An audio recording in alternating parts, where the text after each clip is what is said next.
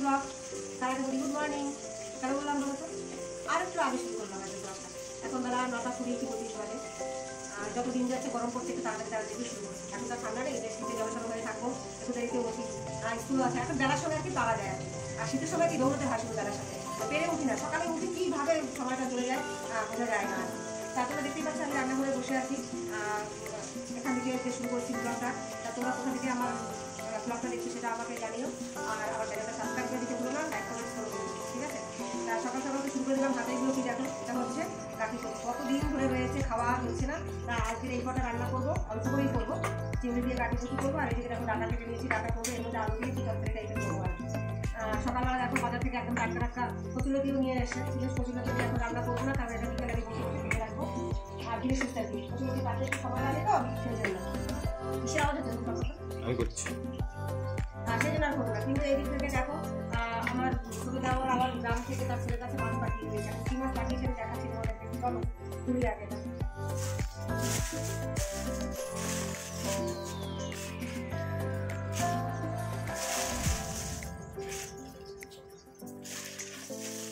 কি মাছ এটা? জাপানি পুঁটি? কি জানি, আমার তো মাছের ব্যাপারে কোনো আইডিয়া নেই। এটা হচ্ছে দেখো বন্ধুরা জাপানি পুঁটি।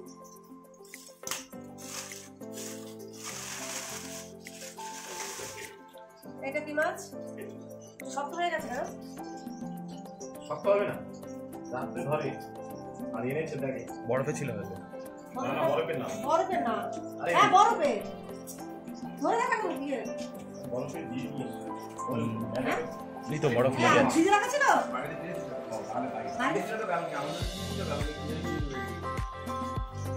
দেখিস পুকুরের মাছ কিনতে না, সত্যি কথা বল।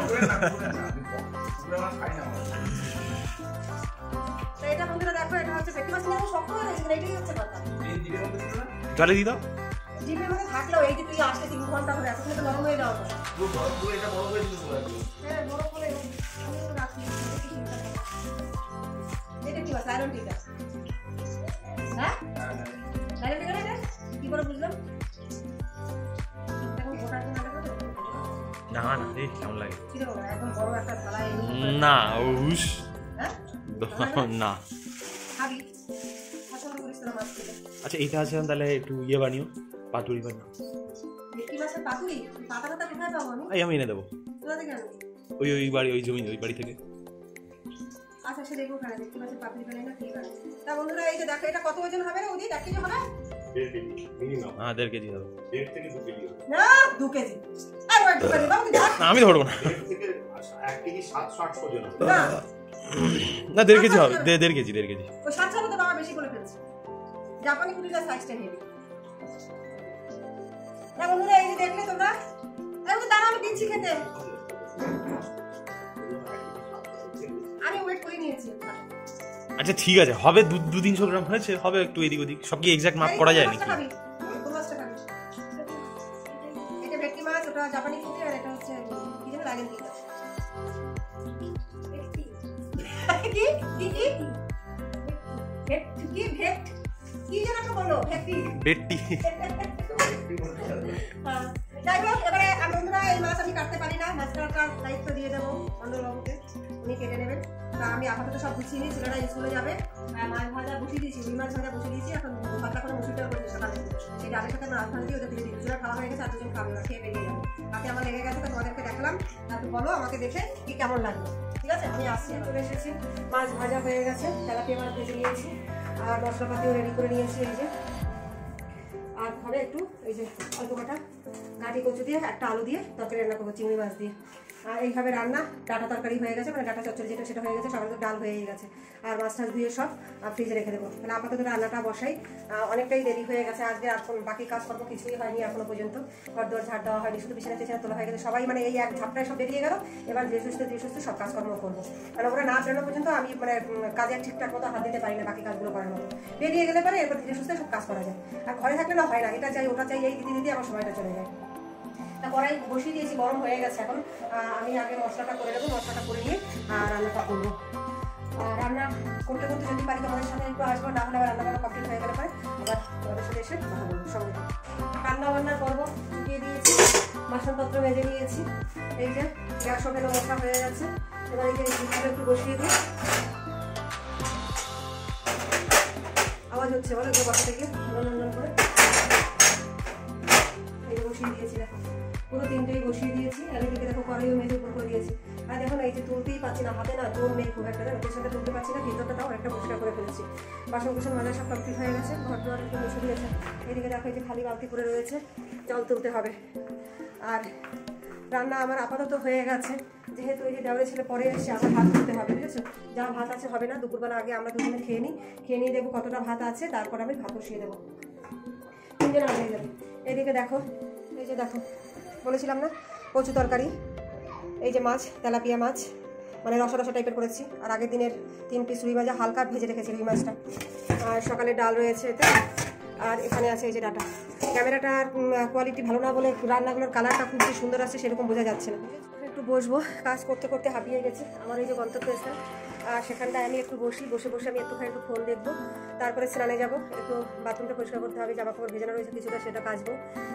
পুজো দেবো এই কাজগুলো এখন বাকি রয়েছে তারপরে দুপুরের খাবার দাবার খেয়ে আবার দুটো রান্না করতে হবে বলতে ভাত বসাতেই হবে দুটো আর কি যা আছে তাতে 5 জন আর হবে না 3 জনের হয়তো হয়ে যাবে আমরা তো 5 জন মানুষ আজকের ও থাকবে আগের দিন জানিয়ে রাখলে কী হতো আমার একটু সুবিধা হতো বুঝেছো কিন্তু ও তো হঠাৎ করেই চলে এসেছে সেই জন্য আবার একটু ভাতটা বসিয়ে নেবো সে যাই হোক ভাত করে নেবো ওখানে আমি তা একটু বিশ্রাম নিয়ে যখন ফ্যান চালিয়ে দিয়েছি উপরে দেখা যাবে এই বসে পড়েছি মানে ক্লান্ত হয়ে যায় বুঝেছো কাজ করতে ক্লান্ত হয়ে যায় একার হাতের কাজ তো আর ভালো লাগছে না তাই একটু বসলাম এখন তো বসে আমি জিরিয়ে নিই তারপরে আবার বাকি কাজ করবো আবার বিকালে আসবো তোমাদের সাথে গল্প করতে এরা দুজনে মিলে তখন থেকে খেলে যাচ্ছে তা আমি অনেকক্ষণ তাকিয়ে থাকার পর ভাবলাম যে একটু ভিডিও করে নিই তখন থেকে গড়াগড়ি খাচ্ছে ওই যে দেখো কত সুন্দর লাগছে দেখতে এই যে মানে এর মায়ের 6টা বাচ্চা ছিল তোমাদের আগে দেখিয়েছিলাম আর 4টে বাচ্চা মারা গেছে এই দুটো আপাতত বেঁচে আছে এরাই অনেকক্ষণ ধরে এখন খুনসুটি করবে আমার বেশ ভালো লাগে এইগুলো দেখতে তা আমি দেখছিলাম ভাবলাম তোমাদের সঙ্গেও একটু শেয়ার করি ওই দেখো কীভাবে গড়াগড়ি খাচ্ছে বেশ মজার তাই না বলো দেখো একটু ওই দুটো মিলে এইসব শুরু করেছে এখন মানে এটা ওদের খেলা বুঝেছো আমার ভীষণই ভালো লাগে দেখতে দেখো 5টা বেশি বাজে 5টা থেকে সরে গেছে বুঝলে বন্ধুরা 5টা বাজে মানে আবার এই যে এরা যে ড্রিঙ্ক আমি নিয়ে একদম ছাদে চলে এসেছি এই ছাদে যাচ্ছে দেখো এদিকে লুঙ্গি পড়ে গেছে দেখো একদম নিচে হাওয়ায় টিকে চালিয়ে দেয়নি পড়ে গেছে সাত ভর্তি জামা কাপড় রয়েছে সেগুলো তুলবো তার আগে সঙ্গে চিরুনিও নিয়ে এসেছি মাথাটা আসতে সারাদিনে মাথা আসতে কিন্তু বন্ধুরা এই যে চা আমি রেখেছি সঙ্গে বিস্কিটও রেখেছি দেখো সমাজে দেখো ওই যে আরেকজন বসে আছে আগের দিন নিয়ে চলে গেছে দেখা কে নিয়ে চলে গেছে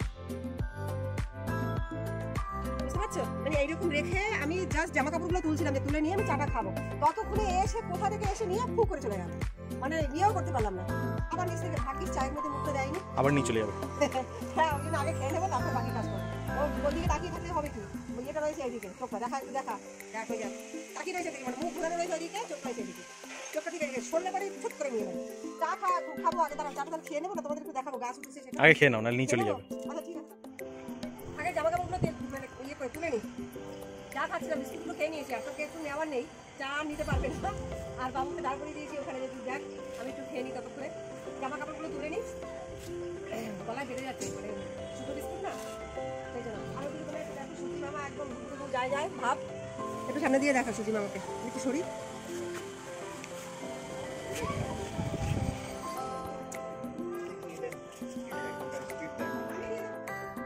সুজি মামাকে দেখেছো তো দেখে তুমি পাশ থেকে একটা প্লেনে যাচ্ছে আর আমি চাটা ততক্ষণ খাচ্ছি জামা কাপড়গুলো তুলে নিয়েছি তোমাদেরকে গাছটা দেখাবো আমি দেখতে পাচ্ছি না কোথায় দেখলাম এই যে কি লাগিয়েছিস বাবু ওখানে এই যে দেখা এই যে কি গাছ লাগিয়েছিলিস না মনে নেই কিছু তো একটা লাগিয়েছিলাম একই রকম মনে হয় টমেটো নাকি না ওখানে ইয়ে রয়েছে কি বলে মটরশুঁটি গাছ রয়েছে এই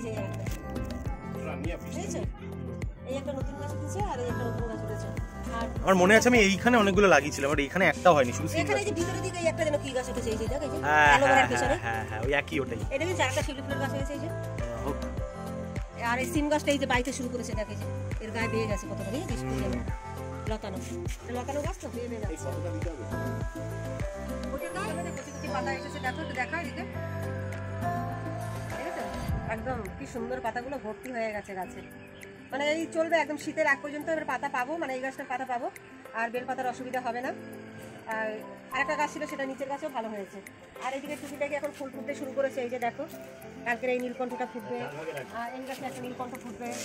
এইদিকে দেখো এই যে একটা লাল জবার কলি এসেছে এখানে, ওদিকে আর একটা চন্দন জবা ফুটবে, পিঙ্ক কালারের জবা ফুটবে না। আর এদিকে দেখো লাল জবা ফুটবে থাকবে, আর এটা আর একটা পিঙ্ক কালারের জবা বড় হয় এটা ফুটবে।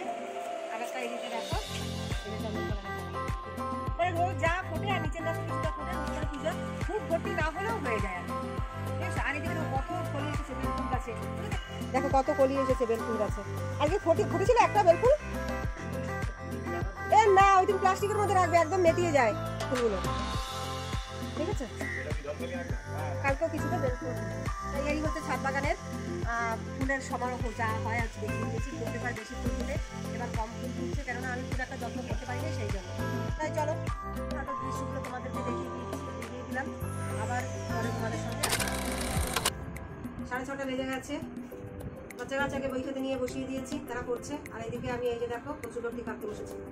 সকালবেলা এইটা কেটে রান্না করা বড্ড ঝামেলা, কারণ অনেকটা সময় লেগে যায় এই কচুলতি রান্না করতে। খেতে তো ভীষণই ভালো লাগে, খেতে বসিয়ে আর উঠে যাই, আর এতটাই টেস্টি হয় এক থালা ভাত খেয়ে নিয়ে দিয়ে। কিন্তু এই যে কাটা, এই কাটতে গিয়ে যে কি বিরক্ত লাগে সে আর কি বলবো। সকালবেলা এনেছিল একদম টাটকা টাটকা ছিল, মানে বিকালের মধ্যে দেখো শুকিয়ে গেছে। আর এইগুলো দেখো কিরকম শুকিয়ে গেছে। আর এই এক বান্ডিল কচুলতি কাটতে প্রায় আমার আধা ঘন্টা 1 ঘন্টা লেগে যাবে। অত ফাস্ট কাটতে পারি না, ধীরে সুস্থে করি। তার মধ্যে আবার রাতে রান্না আছে, মাথা খারাপ হয়ে যাওয়ার মতো অবস্থা। তাহলে এই গরমের মধ্যে না পেরে উঠছে না, বিশ্বাস করো। কিন্তু কিছু করার নেই, কে শুনবে বলো আমার কথা। আর বাড়িতে আমি একা মানুষ, সব একটা ছেলে মানুষরা কিছু করতে পারে না, বাধ্য। এখন জানি না রাতে কি রান্না করবো।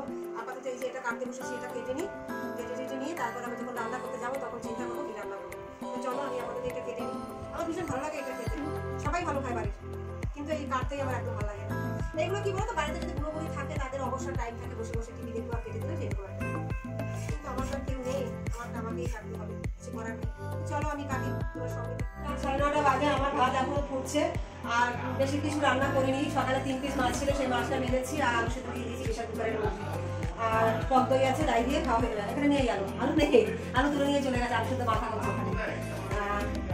আর কিছু করিনি, গরমের মধ্যে ভালো লাগছে না খেতে। আর সন্ধ্যাবেলা টুকটাক চানাচুরি খেয়েছে সবাই, সেই জন্য। আর ভাতটা হলে পরে আর দেখো সকালে অল্প একটু ডাল রয়েছে, কাকে দেবো বলো এইটুকু ডাল, একটু গরম করে নেবো ওখানে, কেউ না খেলে আমি খেয়ে নেবো ওখানে। আর টক দই এনেছে, নুন আর চিনি দিয়ে টক দই দিয়ে ভাত খেয়ে নেবে এখানে। আলুর সাথে মাখা হয়ে গেছে। তা রাতের খাবার আমাদের এটাই হবে, আজকে অন্য আর কিছু হবে না। আর তারপর তো খেয়ে দেখুন, আর ছেলেরা পড়াশোনা একদিন করছে, একদিন হয়ে গেছে, যেহেতু কম্পিউটারে বসেছে। আমার এই ছোট্ট ভিডিওটা তোমাদের ঠিক কেমন লাগবে তোমরা অবশ্যই আমাকে কমেন্টস করে জানিও। আমার চ্যানেলটাকে সাবস্ক্রাইব করে দিও, লাইক কমেন্টস করতে একদমই ভুলো না। তাহলে আজকে এই পর্যন্তই রাখলাম, পরের দিন আবার নতুন ব্লগ নিয়ে তোমাদের সামনে হাজির হয়ে যাবো। আর তোমরা কি ধরনের ব্লগ দেখতে চাও সেটা আমাদেরকে বলতে পারো, আমাকে বলতে পারো। আমি চেষ্টা করবো তোমাদের মনের মতো করে সেরকমভাবে করার। আর কি বলবো, একটা কথা ভুলে গেলাম, যদি কোনো কিছু ভুল ত্রুটি হয়ে থাকে সেটাও তোমরা বলে দিও, ঠিক আছে। আর এটা গরম পড়েছে মানে আমার অবস্থা এরকম থাকে, এখন টমকায় মাথা চুল দেখি পাগলের মতো হয়ে যায়, একদম মনে সহ্য করতে পারি, অসহ্য লাগে। কিছু করার নেই, ওয়েদারের সঙ্গে আমাদের মানিয়ে নিয়ে চলতে হবে, অসহ্য লাগলেও কিছু করার নেই, সহ্য করতে হবে। তাহলে আজকের এই পর্যন্ত শেষ করি, পরের দিন আবার নতুন হবে, তোমার সামনে হাজির হয়ে যাবো। Tata, good night.